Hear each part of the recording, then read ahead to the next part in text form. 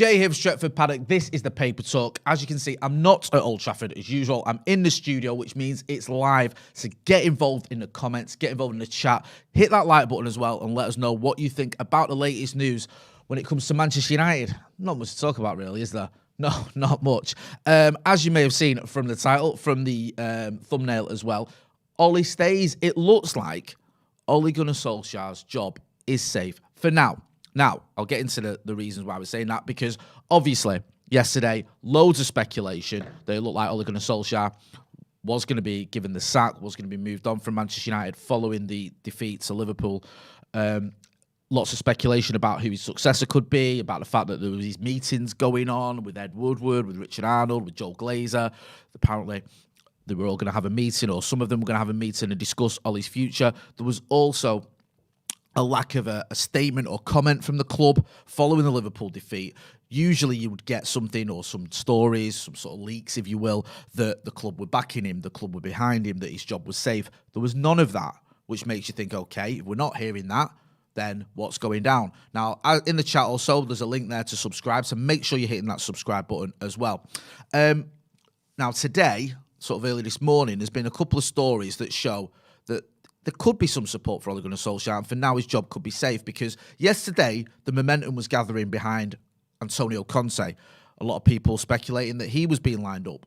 He was reportedly open to a move to Manchester United. I think it was Fabrizio Romano that tweeted about that, was saying that Antonio Conte was up for coming to Manchester United. I'll read out what Fabrizio Romano said yesterday, or tweeted yesterday, just to give you a bit of context. He said, "There's no doubt on Antonio Conte's decision since days. He wants Manchester United job and he'd be ready to accept. But there's still no official proposal on the table. As things stand tonight, Manchester United are still thinking whether sacking or not Solskjaer." That's how he's worded it. It also went on to say, Romano, that to be clear about Antonio Conte, he's never been a fan of joining clubs during the season. It's not his style. The only club right now that could change Antonio's mind is Manchester United. I'll get to Antonio Conte in a minute. I want to talk about Ole Gunnar Solskjaer first, but that's just to give you a little bit of context, you know, what was going on last night, how the momentum was gathering. There was a lot of accounts, and I saw this a lot on Twitter, because now and again I go on Twitter, you may have noticed, saying, I'm hearing this, it's done, he's sacked, we've already signed Conte, I've just seen Conte in Greg's in Earlham, all this sort of stuff.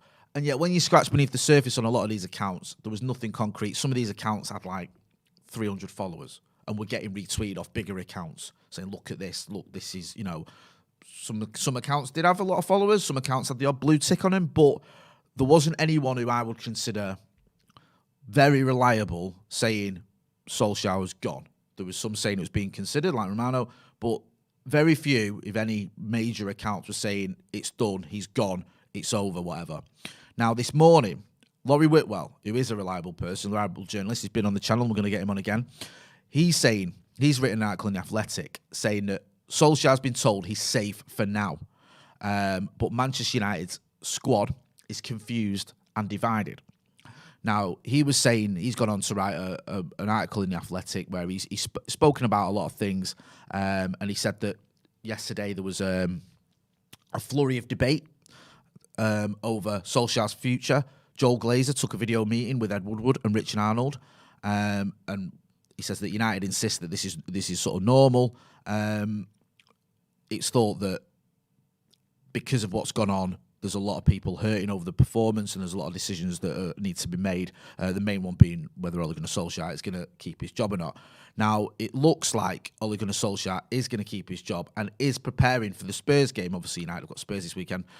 Sky have also broke this story, or covering this story. Sky have said, in an article that went live about 10 minutes ago, I think, Ole Gunnar Solskjaer expected to stay at Man United despite 5-0 Liverpool defeat. I will stop mentioning that defeat, I know, because no one needs reminding, do it. And it says that Solskjaer has called the game against Liverpool his darkest day as Manchester United manager. The immediate focus is now on improving and sorting out the issues. United next match on Tottenham is on Sky on Saturday. Yeah, so they're just throwing a little Sky advert. And it goes on to say, Ole Gunnar Solskjaer is expected to remain in charge as United manager despite the Liverpool game. I said I won't mention it, and I can't help myself. The feeling within the club is that while the result was bitterly disappointing and painful for everyone, the immediate focus is on improving after picking up 1 point from their last 4 Premier League games. United's next 2 Premier League matches are against Tottenham and City. And we've also got Atalanta in the Champions League next week. Now, it depends on how you look at this, because you could look at this either way. You could look at this as, okay, the board are backing him. They're saying, listen, we've had a bit of a disaster. You're still our guy. Get us out of this mess. Or you could look at it and go, the board don't want to bring in a manager whose first games are going to be Spurs, a tricky game away at Spurs, and City, and a tough game in Europe as well. You don't usually bring in managers when they've got a run of tough games. You tend to bring in a manager like we did with Ole. If you remember when Ole Gunnar Solskjaer replaced Mourinho, we had a relatively easy run, didn't we? After Mourinho sacking, because Mourinho's last game was Liverpool, and I think Ole's first was Cardiff. So that sometimes is how clubs look at it, and they go, we're going to bring in a new manager. We bring him in when he's got 3 or 4 easy games so he can get some wins under his belt, so you can get that momentum going under a new manager. You usually get a manager bump anyway, but what you don't want is a new manager coming in and straight away he's got, he's playing against City, arguably the best team in Europe, and he loses. And you've lost the derby, and that's one of your first games, and everyone's like, oh, this is just more of the same that we had under the previous manager. What was the point? It's not a good sort of footing to get off on. That could be the case. It could not. It could be the board genuinely thinking, listen, Ollie, we've given you a new deal not long ago. You've had 2 successful seasons in terms of league finishes. You've earned the right to see this through. We'll have to wait and see. Harsh Varden in the super chat says, I think we're stuck in our past glory and play style, but for constant success, we have to keep involving our footballing ideology like Liverpool did with Klopp, Man City did with Pep. Everything had to change with time. I'll get into some of the other comments as well. I'm not just going to talk about... I'm not just going to read out super chat. Sorry, I'll get into some of the other comments as well. We've also got a Twitter poll, and it's asking, do you want a change? Do you want to change? And I think the right choice versus want to change. Right choice is 14.5%. Need to change is 18.5%. So that's on Ollie staying, I think, yeah? So you can see there the overwhelming majority is want to change, which is, pretty sad to see in it that it's come to this. There's people talking about the protest in the chat. Let's face facts. Whether you're Ole Gunnar Solskjaer fan in terms of you believe he's the right man for the job or not, there is a fundamental problem at Manchester United that goes beyond just the manager. I think we can all agree on that. You can say, yes, he's been back to the transfer market and all that other stuff, but we know we've had so many managers come and go. We've had so many issues. There is something that needs to change. And now, ideally, it'd be the owners. I don't think anyone likes the Glazers. I certainly don't think the Parasites.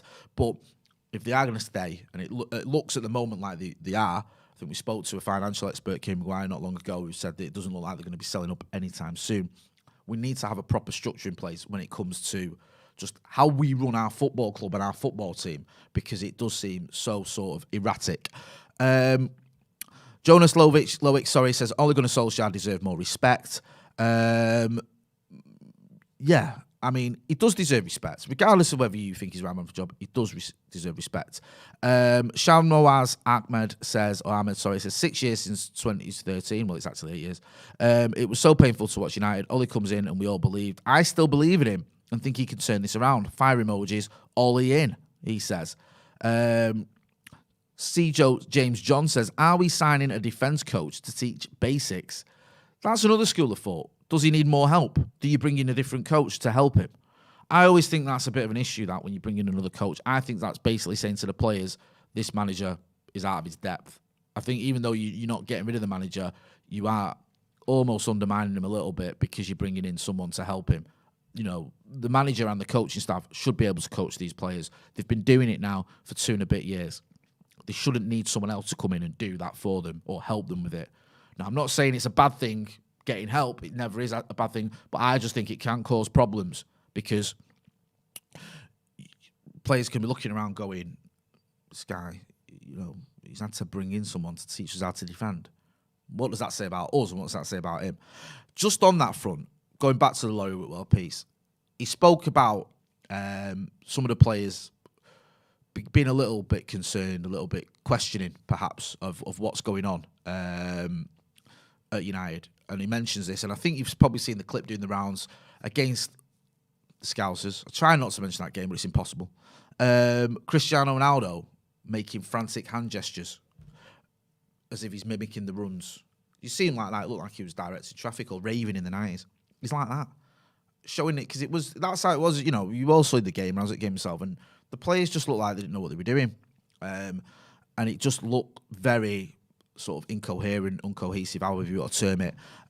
You had, Mike Phelan stood in a technical area, then you had Ole Gunnar Solskjaer stood in a technical area. And there's a lot of issues going on at United now. There's question marks, and I keep going back to this article because it's quite in depth. There's worries over Maguire and Shaw. Their form since the Euros hasn't been great. Concerns about Wan-Bissaka as he kicks on. Concerns about the style. Why are we not are we doing a press? Are we not doing a press? Why are some players pressing, others aren't? Why is Mason got a press or Bruno and no one else is? It seems very disjointed. Questions about Jesse Lingard's continued absence. He's shown good form. Why is he not in the team? There's a lot of issues there. You could see Jesse Lingard as well. He got a bit of a stick off one of the fans, and he said, "I'm not even on the pitch." Someone telling him to work harder. So it does seem that there's all sorts of issues and problems going on at the minute at United, in the dressing room and with the coaching staff, where it just seems that there's a lot of unhappiness and people questioning things and people unsure as to what is happening and what the style is and all, what the approach to games is, and whether Ole Gunnar Solskjaer is the right man to outwit the likes of Klopp and Pep and Tuchel. We know he's done it in individual games. He's beaten all those managers in matches. He's beaten Tuchel when he was at PSG. He's beat Klopp last year in the FA Cup. He's beaten Pep several times. But can he do it over a season and finish above them? That is the question. Now, again, he's finished above Klopp. Can he win a title? Can he win a Champions League? That is the question you have to ask yourself when it comes to Manchester United, because those are the expectations now. With the signings we've made, Sancho, he didn't even get off the bench, did he, against the Scousers, which is, it just shows as well. When you buy Sancho, when you buy Varane, and when you buy Ronaldo, that raises the expectations. People then look at this as a title challenging team. You can't finish second. I said this in the summer. You can't finish second, sign 3 first-team players and not challenge. That doesn't make any sense. And I think that is a big issue that Ole Gunnar Solskjaer has got to address, because the expectation has risen. And also, why have we bought Jadon Sancho if we're not going to use him? There's a question there. Also, are we looking at the worst-case scenarios with some of these players? With Raphael Varane, he's so talented. We always know that. We knew that. There were some people, not everyone, but some people saying, is his injury record a concern? Now, I looked at it, and it's not that bad, his injury record. It's okay. But he can miss, parts of the season, which is what's happening now when we need him probably the most. Cristiano Ronaldo, you buy Ronaldo, you're going to get goals, but do you have to alter the style of play? Do you have to alter the way you approach games? Does it have to be all about Ronaldo? Because he's one of the greatest players ever. That's another concern. So it's like all the main issues we had are coming to the forefront, and we need to address them before, and I know this sounds absolutely crackers to say in October, before the season starts unravelling. A lot of people debating in the comments, a lot of people debating about Bruno Fernandes. Does he deserve to be captain? And obviously Ole. Someone saying, I think it's that clown emoji or whatever. Josh Pack says, got to bench Maguire. King says, I have better in-game management than Ole. Chris Williams says, clear the board. He's saying the board are not bothered about winning trophies. Spare the suspense, says, make Ronaldo captain. Is that the answer? I'll move on slightly quickly to Conte. I mentioned him earlier. I mentioned the fact that Antonio Conte, we saw it last night with Fabrizio Romano's tweet, that Conte is keen for the Manchester United job. ESPN, Mark Ogden at ESPN, has wrote an article. Now, he said Man United stars are losing faith in Ole Gunnar Solskjaer. He says that the squad, he's already lost the faith of a sizable number of his squad, even before Sunday. And according to ESPN, they've been told that the United hierarchy are aware that former Juve, Chelsea and Inter Milan coach Antonio Conte, is prepared to return to management at Old Trafford. I mentioned there Fabrizio Romano's tweet. I'll reread it again for those of you just joining us. If you are just joining us, hit the subscribe button. There's a link in the chat. Subscribe to this channel. We want to get to 700,000 subscribers by the end of the season, and with your support, we'll do it. Fabrizio Romano said yesterday that there's no doubt on Antonio Conte's decision since days. He wants United job and he's ready to accept, but there's still no official proposal on the table as things stand tonight. He also said, to be clear about Conte, he's never been a fan of joining clubs during the season, as it's not his style. The only club right now that could change Antonio Conte's mind is Manchester United. Get involved in the comments, let us know. Do you want Antonio Conte? Do you still believe in Ole Gunnar Solskjaer? Is Antonio Conte the man who can come into this United team and turn things around? Now, I mentioned earlier that one of the issues may be the run we've got at the minute. Just the next few games. Is this an ideal scenario to bring in a new manager? You've got Spurs away, tough game. You've got Atalanta away, another tough one. And then you've got City at home, another tough one. Do you bring in a manager for those 3 fixtures? Feasibly, a manager could come in and lose those 3 games. I know you can lose any game, but you understand my point. And if he loses those 3 games, that's a terrible start to his United career. Do you stick with Ole? I mean, Ole could lose those 3 games, then you're in all sorts of trouble still. It's a conundrum, innit? You could look at it and go, if those games go against Ole, if after the derby, it's, he's lost. He's lost those 3 games or he's lost 2 of them or whatever. Then the next run of fixtures, again, it's not that great. You've got Watford, you've got Villarreal, and then you've got Chelsea away and Arsenal away. So again, it's like, do you bring a manager in then? If the next few games go against him, then is he going to, okay, could maybe get, we should get a win over Watford and Villarreal away is a tricky one, but then you've got Chelsea away and then Arsenal at home, sorry. Do you wait until December where you've got Palace, Young Boys, Norwich, Brentford, Brighton at home, Newcastle, Burnley, Wolves, Villa, West Ham, Burnley, Southampton? Then that's when your run gets a lot easier in December. Did the board say, okay, we'll assess then if things have not improved? December we can bring someone in. Don't forget they brought in Ole in December, didn't they? Jose Mourinho lost it at Anfield and they brought in Ole, and we had as I said earlier, we had a relatively easy run and Ole won basically all of his first, whatever it was, 12 out of his first 14 games, whatever. That could be an option because you're looking at it going, if we wait till then, we give the manager an easy run to start off with, gets the momentum going, gets players believing in him, gets him a chance to experiment a little bit as well. A new manager's got to find his feet, and he's got to come in and he's got to go, okay, let's see if these players are the right players for me. Oh, no, that's not right. Let me change it about. So it might take him a few games to do that, which is understandable. It might take him a few months. So do you give him those run of games that I mentioned there in December where he can come in and he can do that? Because if you come in and you've got, Spurs and City as your first 2 league games, or you've got Chelsea and Arsenal, it's not easy, is it? Even Arsenal have got their act together. So, yeah, it's a difficult one. But at the moment, despite the fact that, as you can see behind me, Antonio Conte wants the job, and despite the obviously the run that we're on with, was it 1 point of our last 4 games? Is it? The rumours or the stories coming out this morning are that Ole's job is safe for now. Let's not kid ourselves. I don't think it's like he's got to the end of the season regardless. I think this is, at the moment, he's still Manchester United manager and he's going to keep his job till at least the Spurs game. From what the main reports are, we're hearing that from Lloyd Whitwell and The Athletic. We're hearing it from Sky Sports as well. Get involved in the comments. Get involved in the chat. Let us know what you think. Hit that like button as well. Lil Uzi here says, Jay, what do you think of Conte? I'm not a massive fan of Antonio Conte, but I'm not someone who, I've seen some people say if Antonio Conte comes, I'm done. This is I can't have that. I think the one thing with Antonio Conte is he's a winner. He wins trophies. Now, he won, was it 3 titles at Juve? Okay, I'm not looking into that too much. Juve usually wins Serie A, don't they? But he won the Premier League and the FA Cup at Chelsea. We know he won the FA Cup at Chelsea, of course, didn't we? Because he beat us in the final. He then went back to Italy, won the Serie A with Inter. That's a lot more difficult than it is winning at Juve. Got to Europa League final. I don't think you get much credit for that. I certainly didn't give Ole credit for getting to a final and losing it. But he has won trophies. People will question his style. I've heard people comparing him to Mourinho's style. I'm not so sure about that. What I liked about Conte was when he was at Chelsea, he had a run where things went wrong. Early doors, things weren't going that well for him.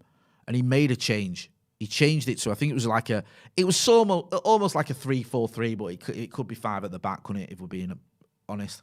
He changed it and he stuck with that, and he went on this amazing run and won the title. So I like that. I like the fact he was able to identify a problem, change his system, and win the title. I like the fact as well, I didn't like it at the time, and I don't like the fact they beat us in the FA Cup, but even in his less successful second season, he still lifted the FA Cup. And I think that's always a pretty good sign of a manager, and he's not having a great season, he can still lift trophies. So, in answer to your question, that was a very long-winded answer. I'm not a massive fan, but I wouldn't be distraught if Antonio Conte came in to manage Manchester United. Benny Nolan, thanks for the super chat. There was nothing on it, but you've sent us a super chat, so it's much appreciated. CJ says, Jay, which manager would you like to see take the helm if Ollie does leave the club? It's a good question. I think it's a fair question as well, because we can come on here and we can talk about Ollie and who we've been linked with, and some of you guys might not know who we'd like to see. I'm one of those people. I don't watch a lot of continental football, of European football, of football from different leagues. I'm trying to watch more.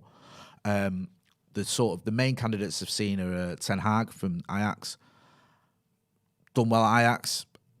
Can he come into this Manchester United squad and turn things around? I'm not sure. I've heard some positive things. I've heard, I asked Steve about this yesterday, and it was a bit, it's like, you have to be careful when you're looking at Dutch league if that's a good barometer of what they can do. Luis Enrique is another manager that's been touted. I'm not against that idea. I think that makes a lot of sense to me. Zidane has been mentioned as well. I like the idea of Zidane because I'm one of those people that's like, oh, Zidane.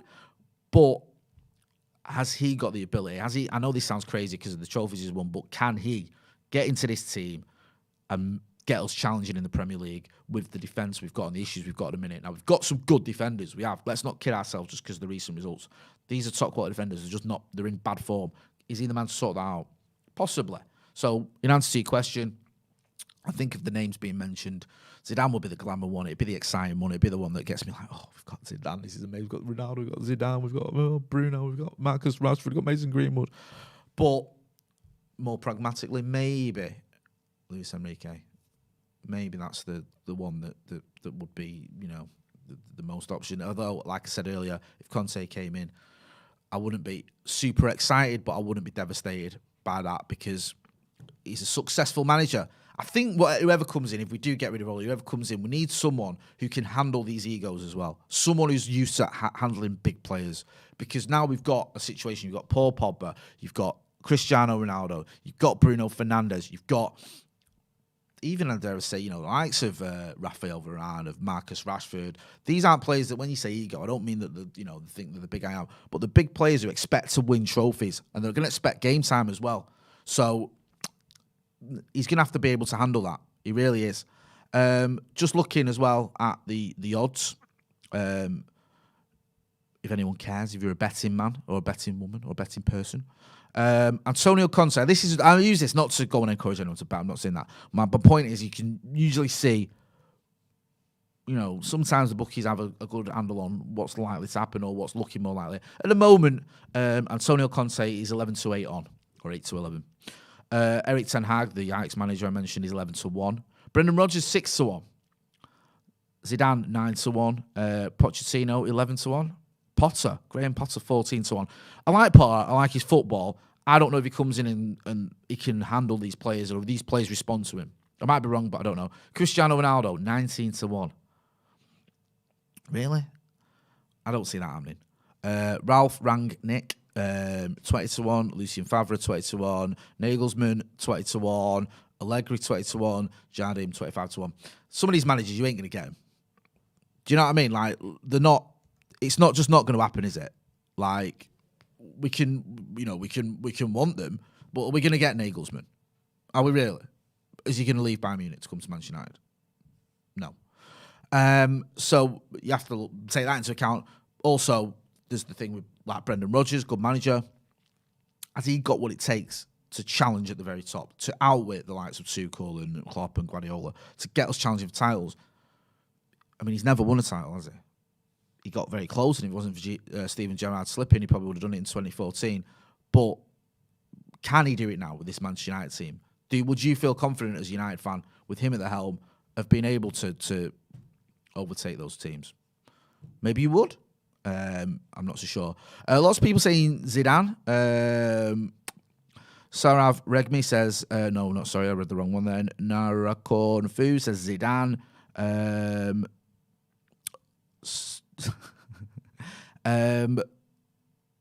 Someone, whereas Zabi says, Luis Enrique, though, do you rate him? Yeah, I mean, he won loads at Bayern, Barcelona, didn't he, in that, when he was there. I think he didn't win the treble. You can argue anyone could win the treble there with that team that he inherited, but he's also done well as a Spanish coach. You know, with the national team. Listen, he's a good manager, and he's someone I think has that gravitas. Someone has to have a bit of swagger to him, don't they? Do you remember after Moyes, and I'm not comparing Moyes to Moyes, but do you remember after Moyes, we needed someone who came in and was like, I'm Manchester United manager, and what? And Van Gaal did that. You need someone who's got a bit like, yes, no one who's going to come in and be like, oh, I'm at Manchester United. I fear that someone like Rodgers or Graham Potter might have a little element of that.